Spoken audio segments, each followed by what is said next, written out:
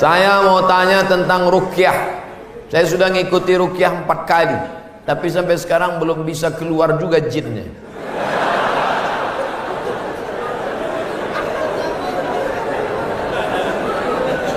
Nanti pergi ke Pekanbaru, mana tahu hari libur, di belakang Hotel Premier ada Masjid Al-Falah. Ini nomornya, catat. Mana tahu ke Pekanbaru. Mungkin sama Ustadz ini jin itu tak takut, yang ini dia takut. Catat nomornya. Ketua Asosiasi Ruqyah Indonesia Provinsi Riau Daratan. Namanya Ustadz Saifullah. 0812 768 9119 0812 768 9119. Kalau emergensi 911. Kalau diganggu hantu 119. Datang ke sana. Jadi tak salah kita coba. Kalau siang namanya Ustadz Saifullah, kalau malam namanya Ustadz Zafrullah. Di masjid yang sama. Mana tahu kebetulan ke Pekanbaru malam, datang ke masjid yang sama, namanya Ustadz Zafrullah. Ada orang 7 tahun nikah tak punya anak, diruqyah sama Ustadz Zafrullah, punya anak. Pas ditanya kenapa, rupanya ada jin yang menghalangi pertemuan antara sperma dengan sel telur, dihalanginya sehingga tak jumpa. Jangan. Dibacakan usir. Kata Ustadz Saifullah, ada pula bencong LGBT di ruqyah sehat. Ternyata yang masuk tuh jin bencong.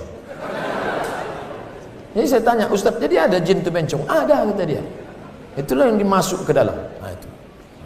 Ustadz, udah di ruqyah 2-3 kali tetap juga sakit. Berarti tidak. Pemarah. Laki saya ini pemarah, Ustadz. Sudah di ruqyah 5 kali tak juga hilang marahnya. Berarti tak salah jin. Memang dia pengamuk. Makanya kadang kita kasihan juga sama jin nih. Sikit-sikit salah dia. Sikit-sikit salah dia. Aku tak selamanya salah, kata jin. Ustaz, ayat yang dibacanya kan ayat kursi. Coba saya dengar yang dibacanya itu ayat kursi. Kenapa kita yang baca, kenapa jin itu tak keluar? Ini bukan masalah pistolnya, tapi man behind the gun. Orang yang punya pistol. Kita bacakan Allahu la ilaha illal qayyum la ta'khudhuhu sinatun wa la nawm lahu ma, tak mau dia keluar, malah ketawa jin tuh. Ditanya, jin, kenapa kau tak mau keluar? Sesama hantu di dalam saling mengusir. Hantu ngusir hantu, mana mau? Yang membaca itu ulahnya 11-12 macam hantu. Apa hukum suami menyembunyikan uang gajinya? Kadang memberi istri sikit, padahal gajinya besar. Berapa tadi hak ibu? Ingat, berapa hak ibu tadi? Makan, pakai, tempat tinggal, pendidikan, perhatian. Kalau kurang, maka laki-laki ini dituntut di hadapan Allah Subhanahu wa taala. Hai laki-laki yang gajinya banyak tapi mengasihi bini sikit, maka ingat 5 ini mesti kau tunaikan. Alhamdulillah Ustaz Somad, dulu selama ini abang tu cuma 100.000 lah dikasihnya. Setelah mendengar ceramah Ustaz tadi malam, bertambah berapa? 110. Tambahlah. Nabi sedang duduk. Nabi duduk-duduk di bukit Safa. Datang seorang perempuan namanya Hindun. Apa kata dia? Ya Rasulullah, inna Aba Sufyan rajulun sahih. Suamiku itu orangnya pelit. Boleh tak aku ambil duitnya untuk makan anak-anakku? Kata Nabi, ambillah. Itu dalil boleh mengambil duit laki yang pelit. Tapi kalau kurang, kalau udah cukup jangan ambil lagi. Saya tak tanggung jawab. Nanti dia ambilnya semua.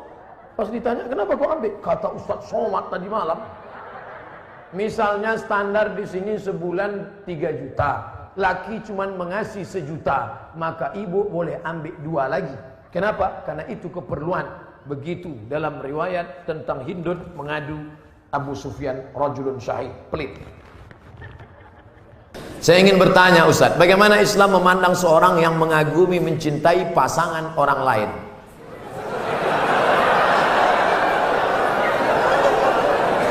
Bagaimana pula jika orang itu memiliki perasaan yang sama dengan kita?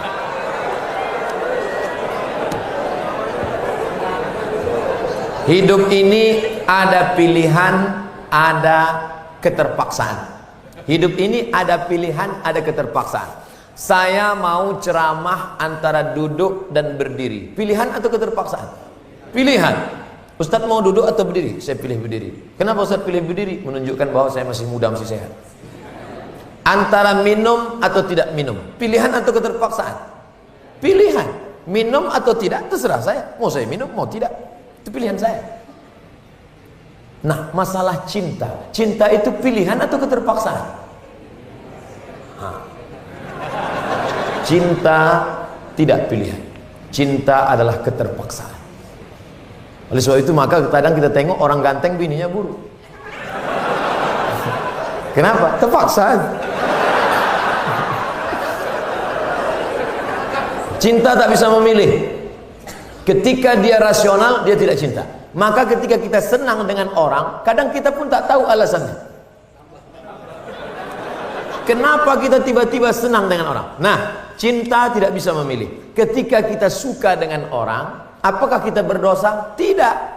Karena rasa itu ada tumbuh di dalam. Suka tidak berdosa. Ketika dia berubah menjadi action, baru berdosa. Suka kita dengan orang, tak dosa. Tapi ketika kita dekati, minta nomor HP-nya, baru dosa. Lalu cinta itu apa? Cinta kepada anak gadis orang belum menikah, kita bisa nikahi dia. Yang jadi masalah bagaimana kalau cinta sama bini orang? Oleh sebab itu maka rasa itu mesti dibuang, karena dia adalah bagian dari ujian. Ujian. Jangan dipeturutkan. Dipeturutkan, didekati, apalagi sekantor, witing trisno jalaran suko kulino. Kita tumbuh hanya sering kena. Berawal dari 6. Pertama, nazratun, pandangan. Setelah lama memandang, fabtisamun, senyum. Setelah senyum, fasalamun, selamat pagi, good morning. Setelah salam, fakalamun, kerja di mana? Di BP, sekantor ya. Setelah fakalamun, famau'idun, janjian. Bisa ketemu kita nanti siang? Oke. Sukanya makan apa? Ayam panggang. Sana kalau gitu, iya. Faliqaun, pertemuan. Setelah pertemuan, bekerjalah setan, lalu kemudian makan bersama, makan siang. Apa kata orang Inggris? No free lunch. Tak ada makan siang yang gratis. Akhirnya terjadilah apa yang terjadi. Maka kalau ada bibit-bibit itu terasa di dalam, tekanlah dia, jangan lagi pandang, jangan diperturutkan. Itulah nilai jihad. Bukan jihad berdarah-darah melawan Belanda, tapi jihad hawa nafsu yang justru jauh lebih besar. Melawan meriam Belanda banyak orang tahan, meriam Belina payah. Bagaimana hukum kita sholat berjamaah di suatu lapangan, terus sopnya putus-putus? Mohon penjelasannya Pak Ustaz. Sawus sufuf, luruskan sop. Fa inna taswiyatas sufu min tamamis sholah. Lurusnya sop bagian dari kesempurnaan. Sholatnya sah, tapi kurang sempurna. Sholat tadi berjamaah di sini sah, tapi kalau putus-putus kurang sempurna. Imam, luruskan dulu, tengok. Saya sholat di Masjid Istiqomah di Bengkalis. Apa kata imam? Luruskan sholat, matikan HP.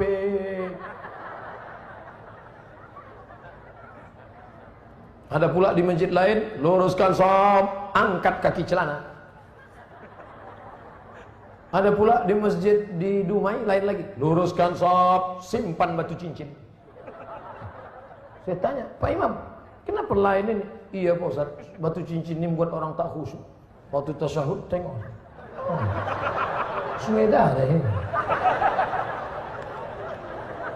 Tapi tiga-tiganya sepakat bahwa luruskan sop. Cara meluruskan sop itu Pak Ustaz, ujung kaki di ujung tumit, ujung kaki di ujung sop. Kiblatnya ke sana. Ini ujung sajadah, tumit. Nah, tumitnya yang rata. Takut pula terlentang. Tumit. Jadi yang rata itu tumitnya. Adapun ujung kakinya ya tergantung kaki masing-masing, kan? Kalau kakinya panjang, panjang. Kalau pendek, pendek. Mangkibun bimangkibin. Bahu rapat dengan bahu. Bahu bersentuh dengan bahu. Bersentuh dengan bahu. Saya kalau bahu saya disentuh orang, saya tak. Cuman kalau kaki kadang disentuh, geli kita. Nah, jadi kalau ada kawan, kita senggol kakinya sekali, dia geser, jangan disenggol lagi. Nanti asik ngurus kaki. Saya khawatirnya dia preman baru tobat. Begitu-gitu dipijakkannya, gitu. Bertinju kita di masjid. Kalau sampai kita bertinju di masjid, nanti yang ketawa yang tak ke masjid. Kenapa orang itu bertinju di masjid? Gara-gara kaki. Untung kita tak ke masjid. Allah pak balak 6. Nah, jadi bahu rapat dengan bahu, kaki rapat-rapat sikitlah. Kalau dia risau atau setempel. Setelah itu barulah imam angkat takbiratul ihram. Allahu akbar. Bagaimana hukum suntik rubella yang belum sertifikasi halal MUI? Sampai sekarang Majelis Ulama Indonesia tidak mengeluarkan sertifikat halal sampai hari ini. Itu yang disampaikan oleh Sekjen MUI, Wakasekjen MUI, Kiai Haji Dr. Kiai Tengku Zulkarnain. Oleh sebab itu kalau ada yang memakai itu alasannya karena darurat. Karena kata dia kalau tidak disuntikkan ini anaknya sakit cacat, mati. Kita kalau dipilih antara dua, mati atau makan babi, pilih mana? Makan babi. Tak boleh pilih mati.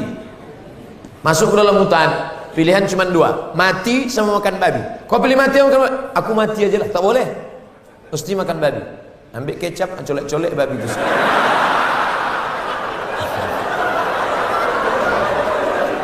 Tak boleh pilih mati.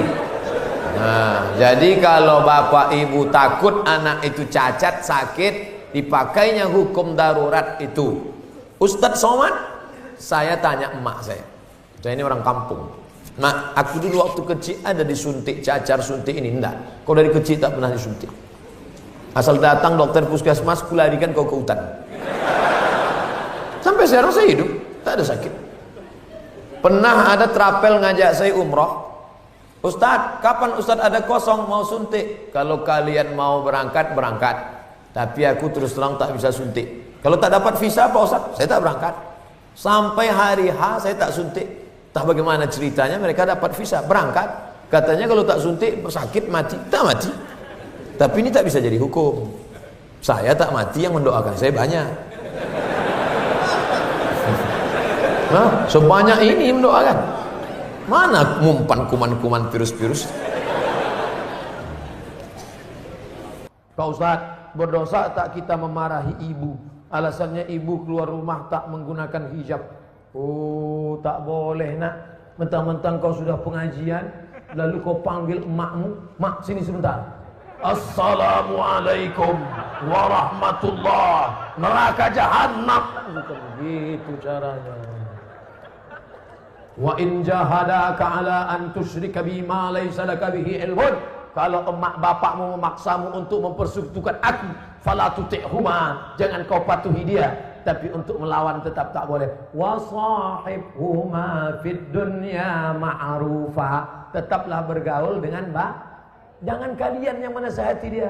Datangi Pak Wan, datangi Pak Bupati, datangi Pak Wabu. Pak, bisa tak Bapak nasihati mak saya? Mak saya ini takut sama Bapak. Nah, panggil Pak Bupati. Bu, sini. Ibu, kenapa tak juga begitu? Iya Pak, insya Allah saya begitu.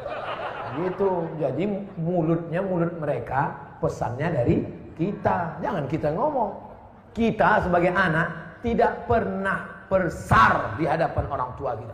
Saya, Abdul Somad LCMA, penceramah, tapi di depan mak saya, alah kau udah kecil. Ibu tak pernah melihat anaknya itu besar. Anak itu tetaplah anak kecil yang dulu dia gendong-gendong. Maka pakai lidah orang lain. Cari tokoh-tokoh adat, tokoh lembaga adat Melayu, nenek mama, tokoh masyarakat. Datuk, bisa tak Datuk nasihati? Nenek, bisa tak nasihati emak saya belum berjilbab? Aku pun tak berjilbab juga. Apa hukum orang yang mampu beli mobil tapi minyaknya pakai subsidi premium? Ini nyindir saya nampaknya. Janganlah main sindir-sindir. Kalau mau turun saya baru tanya langsung. Berat menjawabnya ini. Kita bandingkan dengan negara lain, bagaimana harga minyak, bagaimana hebatnya negeri kita, gemah ripah, loh jenawi, tongkat dan batu jadi tanaman, untayan zamrud, katulistiwa di bawah minyak, di atas minyak. Bagaimana nasib saudara kita di Anambas yang begitu kaya dan hebat, tapi 24 jam saya di sana, HP saya tak berbunyi sama sekali. Nah, ini kan luar biasa. Oleh sebab itu pengaturan minyak, subsidi segala macam, mudah-mudahan ke depan pemerintah lebih baik insyaAllah. Ini hak kita, kita sebagai warga negara. Mestinya kita ini, kalau dilihatlah minyak kita, dengan gas kita, dengan batu bara kita, dengan negeri terkaya di dunia, tak ada apa-apanya Brunei Darussalam. Ustaz, apa hukumnya membawa HP ke toilet? Misalnya main game.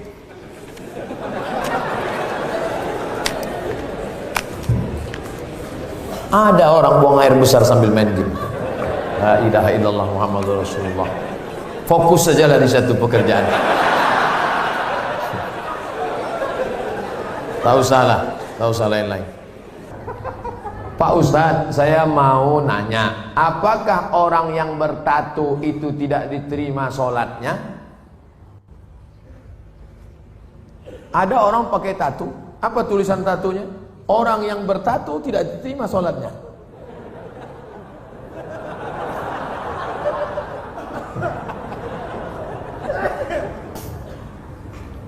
Tato adalah kahal. Kahal adalah celah yang dimasukkan ke dalam kulit dengan cara dilobangi, dimasukkan kahal. Itu tato zaman jadul. Tato zaman sekarang, tato listrik, tato macam-macam jadi bang. Mantap, waktu masih muda tegap, gambar tatonya ular kobra. Setelah tua kena diabetes. Mengkurut, cacing pita.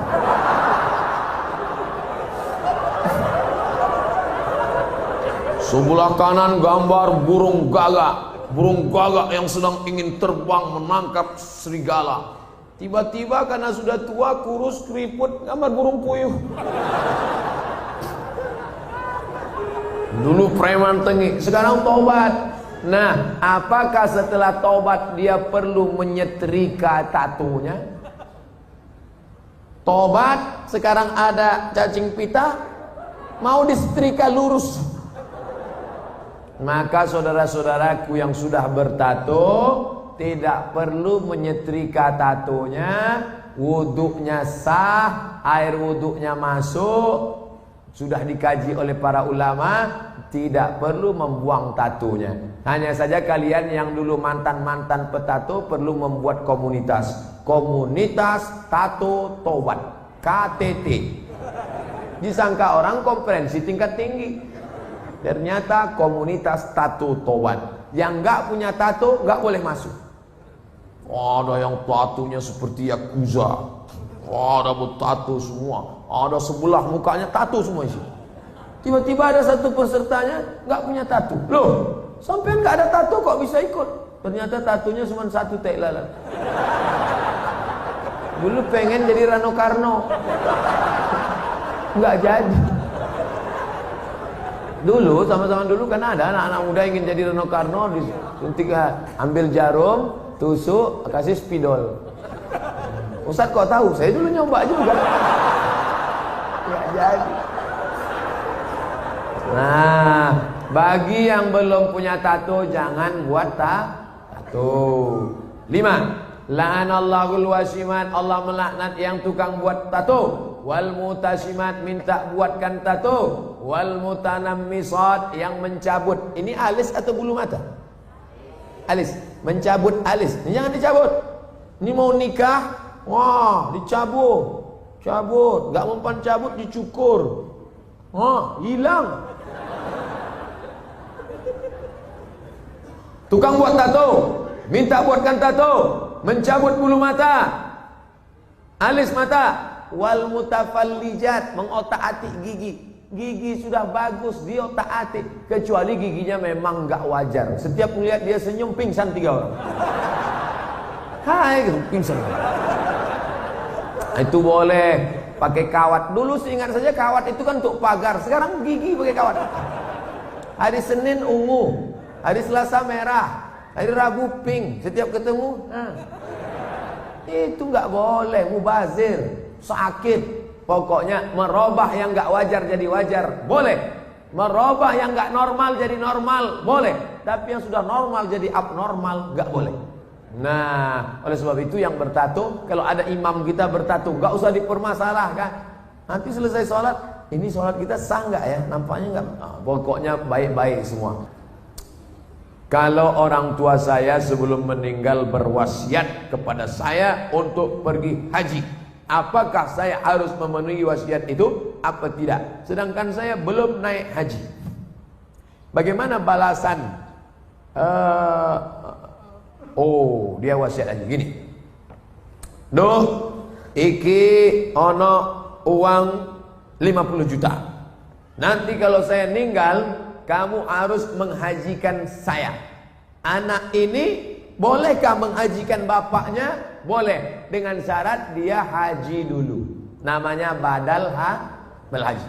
Nah, boleh nggak dia pakai uang ini untuk berangkat haji dia? Nggak boleh, karena uang ini untuk menghajikan bapaknya. Oh, rupanya mikrofon ini nggak boleh kuat-kuat, karena bapak ini menghajikan. Makanya nggak boleh menghaji.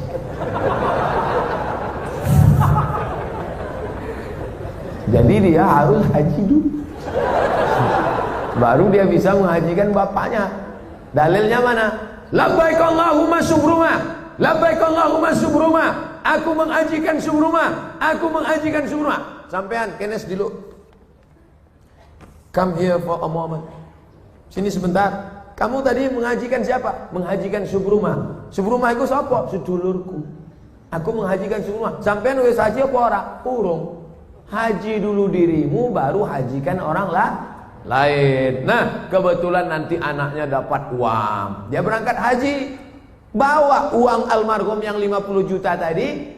Kebetulan nanti di Makkah ketemu mahasiswa dari Semarang, anak KSW, kekeluargaan Wali Songo. Di Mesir, kalau anak Jawa Tengah itu nama persatuannya KSW, kekeluargaan mahasiswa Wali Songo. Kalau kami anak Riau namanya KSMR, kelompok studi mahasiswa Riau. Ustaz kok tahu? Kami dulu tetangga di Kairo. Kami di atas anak Riau, di bawah anak KSW, kawan akrab. Nah, tanya dia, sampean dari mana? Dari Kairo. Sedang haji ya? Iya. Rumahnya di mana? Di Semarang. Oh, ketepatan, saya mau membadalkan haji bapak saya. Lihat dulu mana KTP-nya, betulkah belajar dari Al-Azhar? Jangan sampai ngaku-ngaku bohong. Lalu kemudian serahkan, ini badal haji untuk bapak saya. Maka hajinya sah.